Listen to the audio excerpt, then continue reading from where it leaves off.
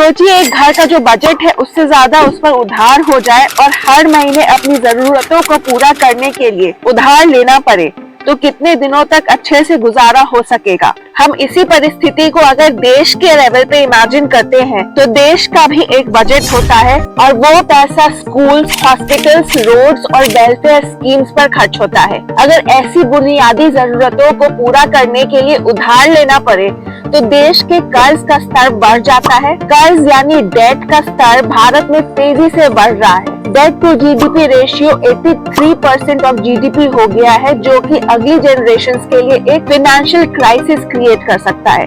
तो इस वीडियो में समझते हैं कि भारत का डेट लेवल बढ़ क्यों रहा है और इसका हमारी इकोनॉमी पर और लोगों की जिंदगियों पर क्या असर पड़ सकता है। सेंट्रल गवर्नमेंट का डेट लेवल 58% है। इसमें अगर स्टेट गवर्नमेंट्स के कर्ज और प्राइवेट लोन्स को जोड़ें तो 25% के करीब आता है। इंटरनेशनल मॉनेटरी फंड की रिपोर्ट्स के मुताबिक इंडिया का नेशनल डेट 83% ऑफ जीडीपी। तो ये डेट लेवल्स इतने बढ़ते क्यों जा रहे हैं? दरअसल कोविड पैंडेमिक के दौरान सरकार को वेलफेयर स्कीम्स और इकोनॉमिक रिवाइवल के लिए ज्यादा बोरोइंग्स करनी पड़ी। सरकार पर फूड, फर्टिलाइजर और एलपीजी पर सब्सिडीज देने की भी जिम्मेदारी है। इसके अलावा सरकार बिग इंफ्रास्ट्रक्चरल प्रोजेक्ट्स पर भी पैसा खर्च कर रही है, जिसकी वजह से सरकार का खर्च बढ़ रहा है। भारत में हाल के दिनों में एक नई चीज देखी गई है जो भारत के लिए बहुत यूनिक है और वो है कंजम्पशन का बढ़ता कल्चर। आज का यूथ ज्यादा branded cloth, smartphone, gadget, vacations पर स्पेंड कर रहा है। बाय नाउ पे लेटर और easy EMI options, credit card availability ने यूथ को ज्यादा स्पेंडिंग के लिए इनकरेज किया है, भले ही उनकी इनकम उतनी नहीं है। इंडिया का household debt to GDP ratio 2012 में 32% था और ये बढ़कर 2023 में 40% हो गया। इंडिया का हाउस होल्ड सेविंग रेट जो 2012 में 23% था अब गिरकर 18% रह गया है। तो इसलिए सेविंग का गिरता ट्रेंड फ्यूचर की फाइनेंशियल स्टेबिलिटी पे काफी असर डालेगा। सोशल मीडिया ने कंजम्पशन को और बूस्ट किया है। यूथ अपने पीयर ग्रुप्स को देखकर लग्जरी और नॉन एसेंशियल चीजों पर स्पेंड कर रहे हैं। सेविंग्स रेट को देखें तो ये अराउंड 5% ऑफ जीडीपी पर गिर चुका है, जो कि पिछले 47 इयर्स में सबसे कम है। ज्यादातर डेट अनसिक्योर्ड पर्सनल लोन्स के अंदर हैं, जो कि कोलैटरल की गारंटी के बिना दिया जाता है। क्या इस तरह के डेटा के सामने आने से हमें और ज्यादा चिंता करनी चाहिए? कुछ एक्सपर्ट्स का कहना है कि इंडियन कंज्यूमर एक कॉन्फिडेंट कंज्यूमर बनता जा रहा है।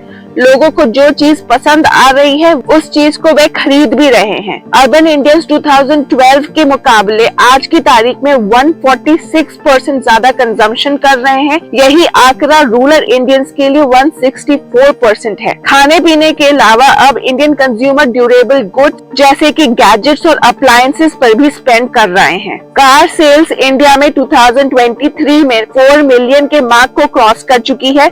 भारत में अब 94 मिलियन क्रेडिट कार्ड्स हैं और क्रेडिट कार्ड स्पेंडिंग पिछले साल 28% की रफ्तार से बढ़ी थी। भारत एक हाई डेट इकोनॉमी बनते जा रहा है। इसका असर आने वाले भविष्य में हमारे सामने आएगा। सबसे पहले तो सेविंग्स रेट के गिरने से भविष्य में इन्वेस्टमेंट और कैपिटल फॉर्मेशन कम हो सकते हैं और इससे लॉन्ग टर्म ग्रोथ रेट पर असर पड़ेगा।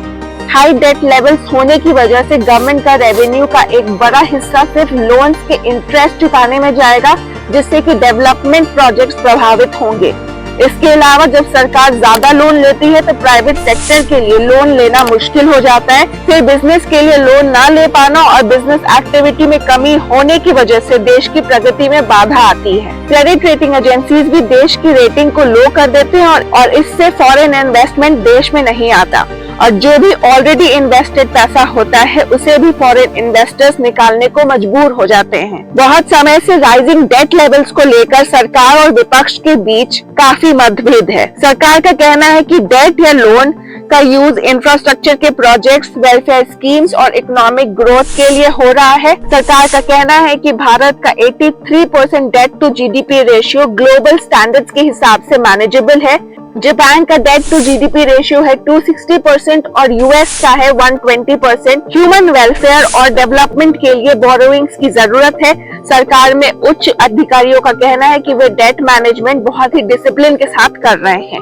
वहीं ऑपोजिशन का कहना है कि सरकार जब इतना ज्यादा बोरोइंग कर रही है तो यह एक डेट ट्रैप की परिस्थिति को भी जन्म दे रही है, जो कि अगली जनरेशंस को रीपे करना होगा।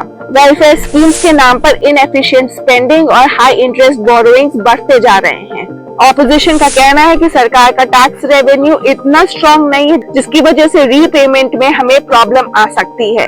अगर जीडीपी ग्रोथ स्लो डाउन हुई तो रीपेमेंट करना मुश्किल हो जाएगा, जो सॉवरेन क्रेडिट रेटिंग और रूपी वैल्यू को नेगेटिवली इम्पैक्ट करेगा। ऑपोजिशन ने यह भी दलील दी कि वेलफेयर स्कीम्स पर पैसा खर्च होने के बावजूद देश में आर्थिक असमानता यानी कि इनकम इनइक्वालिटी बढ़ रही है। गरीब और गरीब होते जा रहे हैं और अमीर होते जा रहे हैं। सरकार और ऑपोजिशन के बीच हर मुद्दे की तरह इस मुद्दे पे भी ब्लेम गेम चलता रहता है। सरकार ऑपोजिशन को ब्लेम करती है कि जब उनकी सरकार थी तो काफी हद तक इकोनॉमिक मिसमैनेजमेंट और अनप्रोडक्टिव स्कीम्स के कारण डेट लेवल्स ऑलरेडी हाई थे, जो आज की सरकार को पहले की गलतियों को सुधारना पड़ रहा है। और ऑपोजिशन इन सब मुद्दों का ठीकरा सरकार पर डालती है और कि उनकी पॉलिसी शॉर्ट टर्म गेन्स के लिए है, जिससे लॉन्ग टर्म फाइनेंशियल स्टेबिलिटी पे खतरा आ सकता है। इन सब के बीच एक्सपर्ट्स का मानना है कि डेट का यूज प्रोडक्टिव इन्वेस्टमेंट्स के लिए होना चाहिए, ना कि सब्सिडीज और शॉर्ट टर्म पॉपुलिस्ट स्कीम्स पर। और जहां तक बात आती है इंडिया का 83% का डेट टू जीडीपी रेशियो को अमेरिका और जापान से कंपेयर करने की, तो इंडिया के लिए बोरो करना अमेरिका और जापान से काफी ज्यादा रिस्की है। यूएस डॉलर एक ग्लोबल रिजर्व करेंसी है और जापानीज येन भी काफी हद तक ग्लोबली एक्सेप्टेड करेंसी है, जिसकी वजह से उन्हें इजी बोरोइंग और रीपेमेंट का एडवांटेज मिलता है। साथ ही यूएस और जापान हाई इनकम और मैच्योर इकोनॉमीज हैं, जबकि इंडिया एक डेवलपिंग नेशन है और जहां बोरोइंग करने से देश की इकोनॉमिक स्टेबिलिटी पे आंच आ सकती है। इस वजह से इंडिया का 83% का डेट टू जीडीपी रेशियो इन कंट्रीज के मुकाबले ज्यादा रिस्की और इस आंकड़े को बहुत ही गंभीरता से लेना चाहिए। अब बिना सोल्यूशंस को डिस्कस किए यह चर्चा खत्म तो नहीं हो सकती। सरकार को ज्यादा रेवेन्यू जनरेट करने के लिए टैक्स कंप्लायंस को बढ़ाना होगा। इसका मतलब है कि टैक्स फाइलिंग प्रोसेस को सिंप्लीफाई करना होगा, टैक्स सिस्टम को ब्रॉड बेस करना होगा। ब्रॉड बेसिंग का मतलब है कि टैक्स बेस को एक्सपैंड करना, जिसमें ज्यादा लोग और एंटिटीज टैक्स नेट के अंदर आ पाए। भारत के 140 करोड़ लोगों में सिर्फ 6.98 करोड़ लोग ही इनकम टैक्स रिटर्न फाइल करते हैं। टोटल रजिस्टर्ड कंपनीज में से सिर्फ 40% कंपनियां रेगुलर कॉर्पोरेट टैक्स भरती हैं। इनफॉर्मल इकोनॉमी को भी टैक्स नेट के अंदर लाना होगा। अगर टैक्स पेयर बेस जो कि अभी 5% है उसे अगर 10% तक पहुंचा दिया जाए तो इनकम टैक्स रेवेन्यू में 50,000 करोड़ का इजाफा आ सकता है। आज भारत में टॉप 10% अर्नर्स इनकम टैक्स का 75% कंट्रीब्यूट करते हैं। अगर टैक्स सिस्टम में ज्यादा लोग आएंगे तो जो अभी सैलरीड क्लास सबसे ज्यादा टैक्स पे कर रहा है उस पर भी टैक्स का बोझ कम हो जाएगा। जैसे कि हमने पहले बात की कि यूथ में हाई कंजम्पशन का कल्चर है।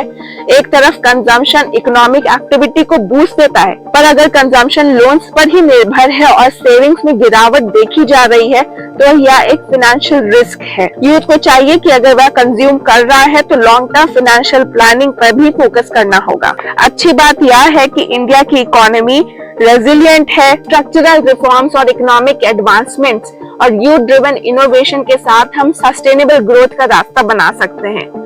स्ट्रॉन्ग फिस्कल डिसिप्लिन और कलेक्टिव एफर्ट से हम डेट को मैनेज कर सकते हैं और भविष्य में एक मजबूत इकोनॉमी की नींव रख सकते हैं। तो दोस्तों, rising debt levels in India पर आपकी क्या राय है, हमें कमेंट्स में जरूर बताएं।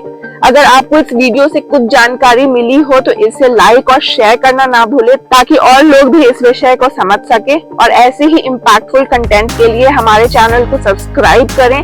Thank you so much for watching और मिलते हैं अगले वीडियो में।